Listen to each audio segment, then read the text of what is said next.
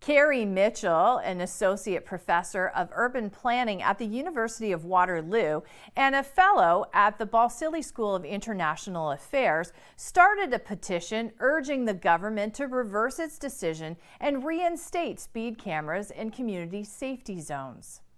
My hope, if we have enough signatures from folks across Ontario, is that they will look at that and say, we've misjudged Ontarians. They actually do care about their kids and their grandkids' safety. And asking people to slow down in a school zone, whether school's in or out, I've had comments like, well, what about on the weekends? Like, well, my daughter plays at her school playground on the weekend. All of my neighbors' kids play there too. It's a rather small ask. So I think actually the best way to get more information and to sign the petition right now is to go to the website speedcamerasavelives.ca. So this was created by some concerned citizens in the Toronto area, and they have connected my change.org petition to their website. So it's very easy, speedcamerasavelives.ca. Go there. You can also see how to write to your local MPP. You just put in your postal code and it will help you figure that out. An email takes a few minutes of somebody's time. And once a politician receives enough of that, they have the mandate from their constituents to go forward with that and push for the change. But if they don't hear from us, they don't know. But the reality is this is not a cash grab. Taxes are something that we all pay. Fines for speeding, you only pay that when you're actually speeding. So the simplest solution for every single person is to not speed. And we're not putting these on highways. These are not on major thoroughfares. These are in residential areas, and these are in school zones.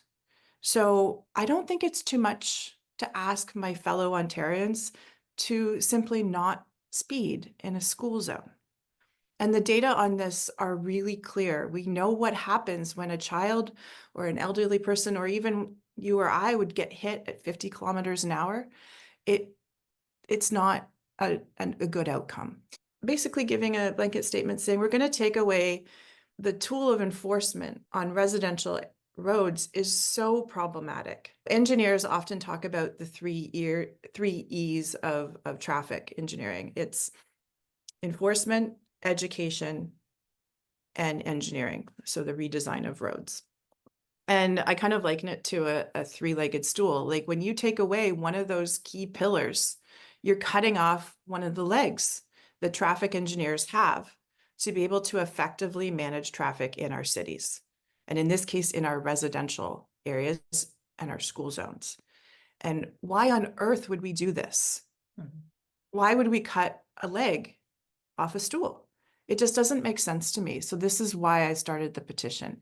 I love Doug Ford's idea to give more money to cities for the engineering component. He's right. We need to redesign our roads, but this is very expensive. So just as an example, the City of London, from internal documents I've seen, they say that they get about 300 requests per year for traffic calming. They have the funds to be able to implement 3 to 5 projects per year. So we're looking at about 1%. So if Premier Ford would like to give the City of London and every other municipality money to implement more, I say, fantastic, that's wonderful. But don't take away the enforcement until you've re-engineered the roads.